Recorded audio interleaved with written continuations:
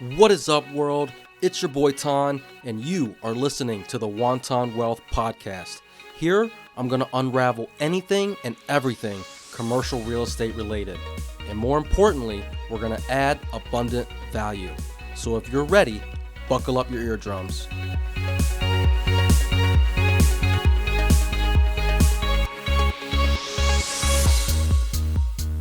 Welcome back, guys. This is the part 2 of my conversation with Jumha Shatara on how to be the best broker.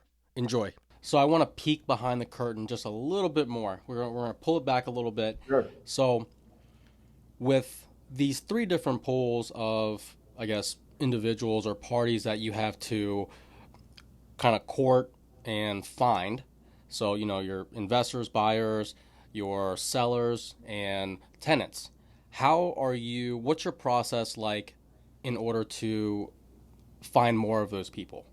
Yeah, that's a good question. With tenants, for example, that's typically what I will focus on. It's what pools of information I have access to, whether it's people that I've known, past clients, whether that is, just my outbound marketing methods that I use to showcase what I can offer a tenant base and then get inbound traffic. It's other brokers from other states. I mean, I'm working with one pretty large client right now, and that was from a broker from another state just because we know each other and they have that specific clientele. It's an industrial client.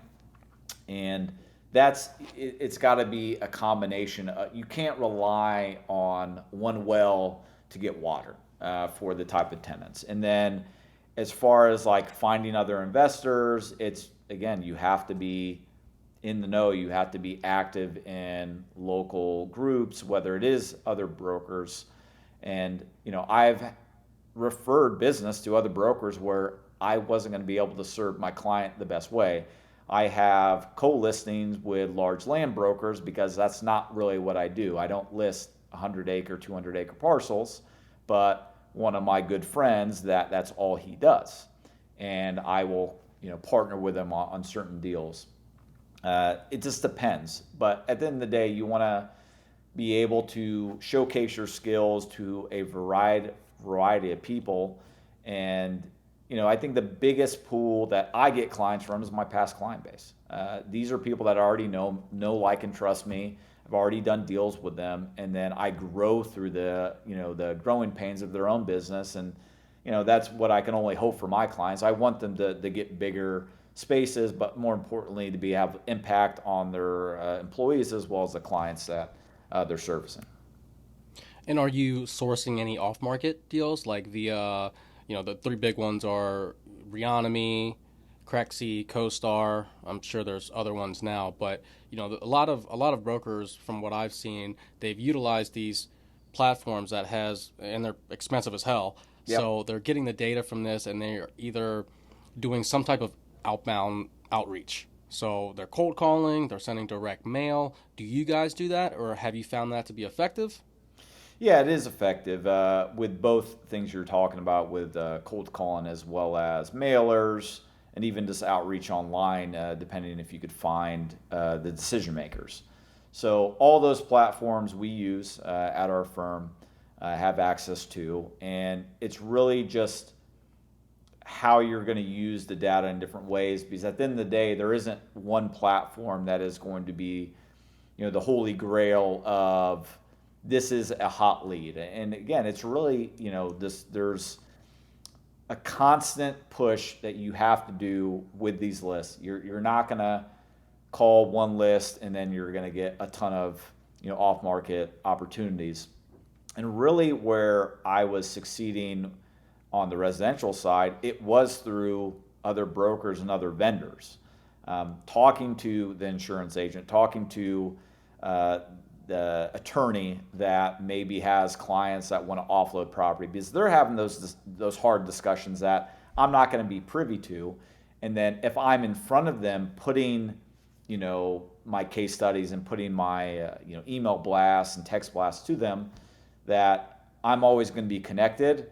And it's just really, it's a cumulative effort. Like, those platforms are great to talk to individual owners, but it's not going to happen on the first try. You have to keep on calling and calling, and it has bear fruit over time. It's very time intensive, right? It's almost a full time job. I know people that they dial probably 30 hours a week, 40 hours a week, right? And for the first couple months, 6 months, even maybe even a year, you're probably not going to find anything. It's just constant follow up, constant outreach. So yeah, it is cumbersome. You're going to have somebody help do that, right? Whether it be VAs or someone that you hire in, etc.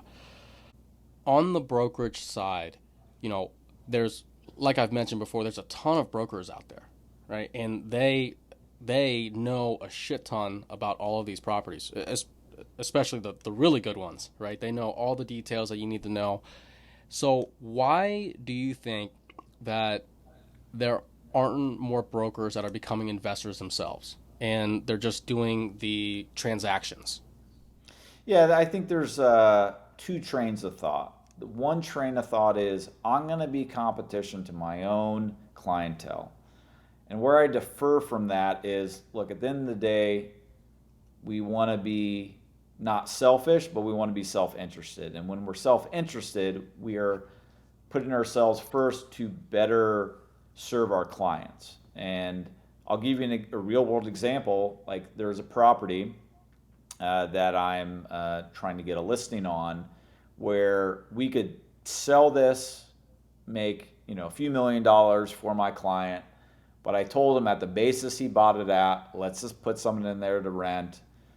You're not hurting for cash, and it's gonna, instead of a pretty large fee, it's still gonna be a pretty large fee, but like it's a fraction of what it would be before. I'm looking out for my client. Like I could just tell them, to sell it and make a ton of money. Uh, and then people say, you're going to be competition.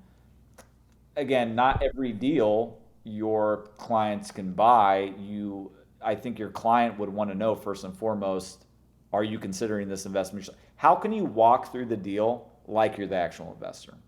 So I think owning properties, or at least attempting to own properties, or it doesn't even have to be a commercial property. You own a duplex. I mean, something that is income producing because this is the business that we chose and we have to understand it from their perspective. So that is one train of thought why I think some of the brokers don't go in. They think they're competition, and or they think it's a distraction. I want to only focus on brokerage. This is what I do. It's going to take away from me being a broker. And I really don't agree with either of those, but again, to each their own. Got it. Got it. Okay. In the brokerage world, it's pretty cyclical, right? Within a year, within maybe 2 years, and that's just talking outside of what's happening in the macroeconomics of it, of Yeah. the real estate world in general. So, how do you stay motivated during like super slow markets or when deals just continuously fall through? Yeah, with again, it really wasn't a large downturn, but like I had a couple clients, they got spooked by the tariffs, where basically I'm trying to explain to them, and look, no one can force a horse to drink from the water. We can only take them there. But at the end of the day, certain things are out of our control, whether it be geopolitical, whether it be if you're going to do development, NIMBY, zoning changes, financial, etc. We have to just look at what we can control, and if it still makes sense at the time, try to move forward. So there'll be these challenges that will come up, but how to stay motivated is I have to have a big pipeline. At the end of the day, any brokers that I talk to on a regular basis, regardless of where they're at, whether it's here or throughout the U.S., it's just are you constantly in the market? And you got to enjoy what you do, but at the end of the day, whether you enjoy it or not, like, are you getting purpose out of it? And, like, do you have the real clients that are going to feed your business? This business isn't for the faint of heart because there's so many things that can go wrong and do go wrong. But at the end of the day, you're looking for the positive outcome, and that only comes with you building a book of business that is sustainable and can grow over time. So essentially, you have to have thick skin, and you got to be able to wait it out and to build that book of business in order to see some of the fruits of your labor, right? And it could be a year down the road, maybe 2 years down the road. Who knows? Would you say that that's probably the most challenging part of being a commercial real estate broker? Yeah, yeah. I mean, the ramp up from 22 to about 9 months ago is hard, but that's hard for everybody. Every single broker I've talked to, you know, 9, 12 months are going to pass by and then they close one deal. It is not something you can just turn on. And then, who is your support network? So I'm a part of some broker masterminds that these are other brokers from across the country that are doing the same thing. They maybe have a small team, or they are part of a large company and everything in between. So I can figure out, like, where did they succeed, where did they fail, and what are they learning to get better. So yeah, it takes time to ramp up. I can tell you with myself, yeah, it took a good 18 months to get a good solid foundation for business and really just getting your licks in, meaning just let me just do this 1,500 square foot lease. My first lease was 600 square feet with an attorney and his assistant. It was a box, but he's done this 8 times over his 35-year career. And I'm like, okay, great. This is my first lease. This is after I did some of those owner user deals I was talking about earlier. And, now fast forward, it's like, okay, I've got these dozens of deals in. I know how to kind of read the room in some of these smaller deals and now some of these bigger ones. And how do I take that collective experience and turn it into a book of business? Gotcha. So over the years, in real estate, it's a people business. It's a relationship business, and you're gonna have awesome people, great people. You're gonna have shitheads. How do you handle the shitty clients and or shitty investors or shitty sellers or shitty tenants, during negotiations? And have you ever had to fire anybody? That's a great question. I fired someone this morning. It was a tenant, and essentially, what I tell everyone this: there's two people in the world. There's reasonable and unreasonable people. That's it. And when an unreasonable person that you took through a process, even gone up into the actual lease, and they fall off, that you can't get a hold of them over the phone. They are not telling you why they don't like a deal, whether this is in a PSA or a lease, and we can't get communication from said client. My only choice for both respecting my current clients as well, of course, myself and my business, is I have to let you go and wish you the best. There isn't a reason for us to keep on working together when we're just not working as a team. It's just not clicking. You're not telling me what's wrong, so I have to let you go. I get it. I get it. Sometimes you gotta fire the shitty ones, man. You Yeah. gotta keep the good ones, and 80-20 rule. Keep the 20% that keeps coming, that brings that 80% of value, right? During your, let's say we're under contract for a building, or we're working on getting under contract through an LOI or a PSA or whatever. What is the art from your perspective of negotiating a great deal, or I guess the second part of that is, have you seen any common mistakes that investors have done during a negotiation that just fucked them up? Yeah, yeah. So it's all about uncovering the hidden value that is not said by that listing agent. So, what am I able to see that they're not seeing in that vacancy, where I could retool that space, what they're not thinking about? Some mistakes that have been made is, look, they've already told us this roof is shot. We need to upfront get a concession so we can kind of just put that aside now in our physical due diligence. We don't have to worry about it anymore. We've already known that you're going to spend X amount of capex once you get into this building, but let's take it off the table. Because what this is going to do is, one, you're prepared for it, and two, we're not going to just go spend all this money on due diligence, whether that be through a property condition assessment, through a phase one, through a survey. Again, most properties you're going to spend from 1 to 3 to maybe even 5% of the actual purchase price on due diligence. So if we can head these things up front, and then I've seen investors will just say, you know what, I'll just handle it when I get in. I think it's a mistake. And I've seen people just not only waste money, they waste time. And then they really waste the seller's time. And you got to think long term, because if this listing agent on the other side is going to maybe feed me deals, or maybe, I'm not in that market, feeds you deals, how are they going to feel if you just really didn't look at these things in that past deal in the correct light?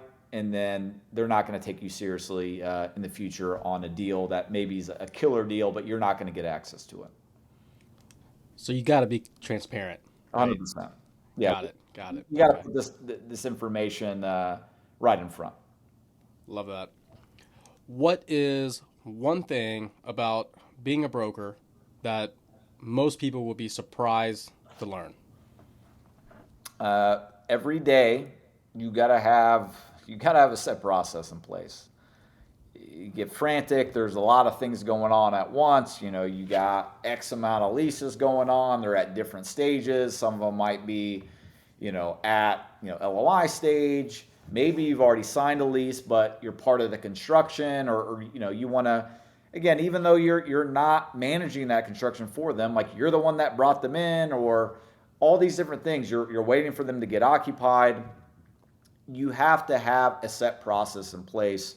So when you wake up, are you time blocking? Are you making sure that for the morning we're doing XYZ? Is it my prospecting time? Is it me just to see where my deals are at?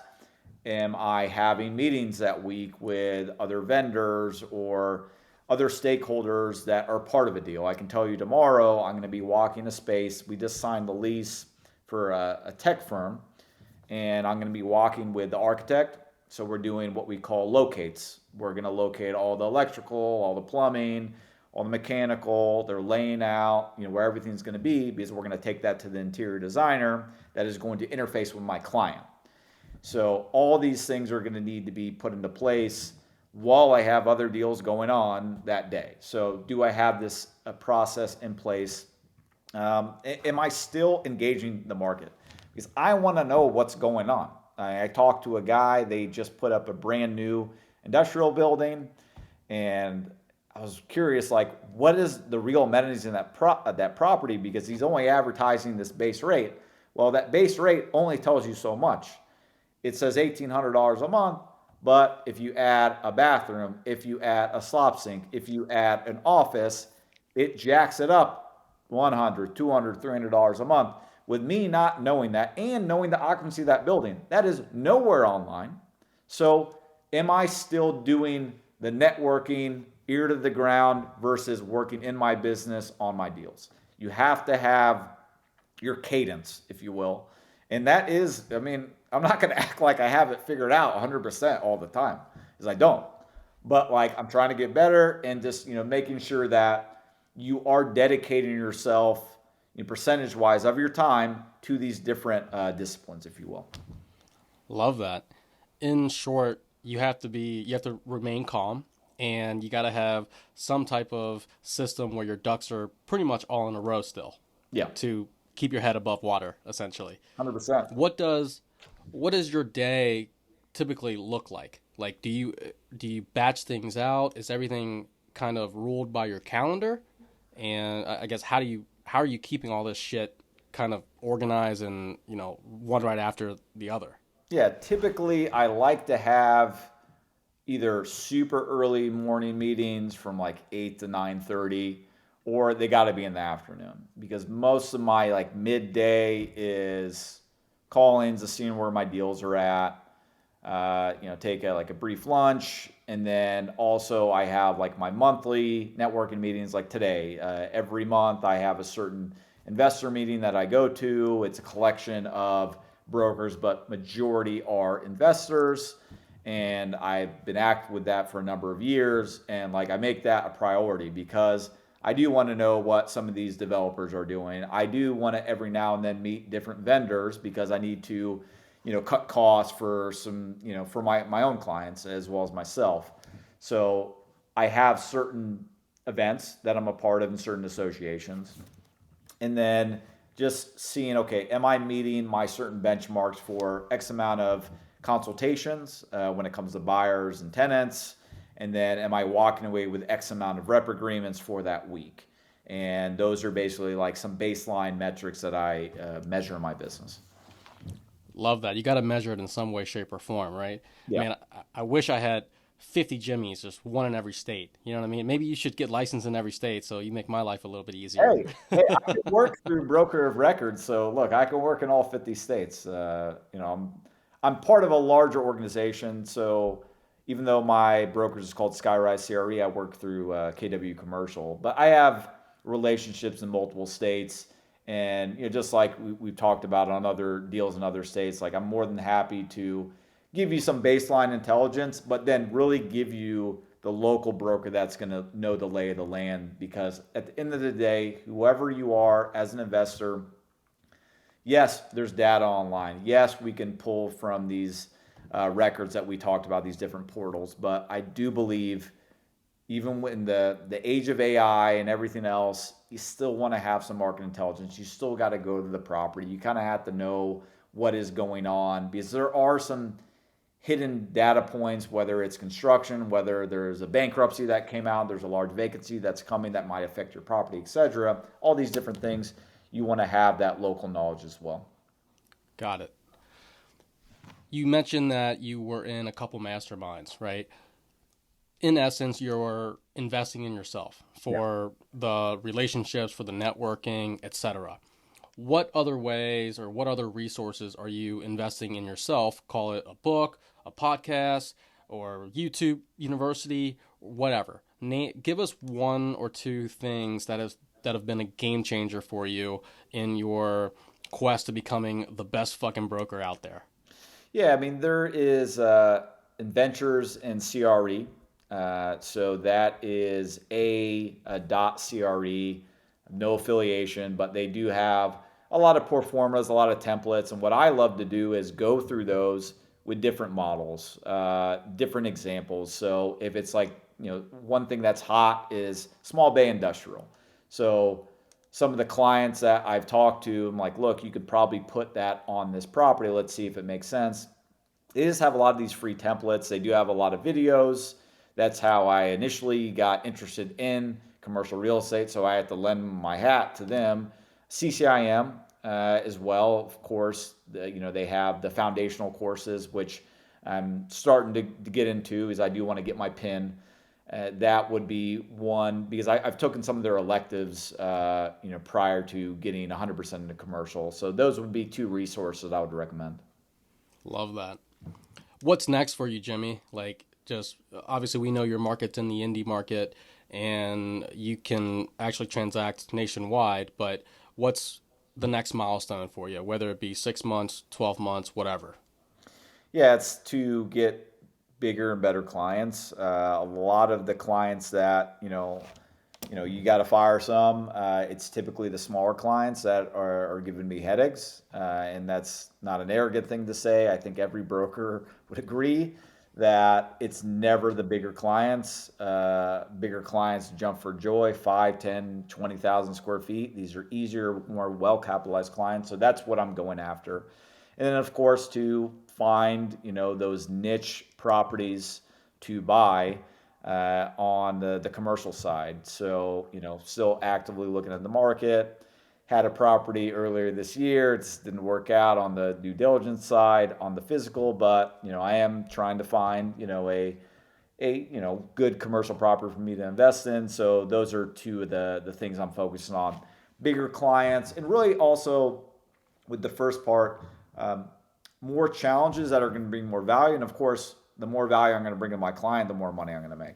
So everybody wins. Absolutely. how much time are you like spending analyzing all these data points to find either the best investment for yourself or something for your client or just market research in general? Yeah, typically when it's for myself, I'm trying to get better at like more of a cadence. Typically, I like to do that in the afternoon, after hours, like 5:30, 30 minutes. I have my alerts through these platforms that we've talked about, where I have my criteria, whether that be just, again, these are baseline things that it's not going to tell you everything, but okay, if in this market things are selling for 125, 140 on the industrial side, and I see anything under 80, it might get me excited. So I have those alerts. I'm going to look at it. Same thing with retail. If I'm going to see something that's selling for 110 and I have my alerts for under 70, maybe there's a spread there.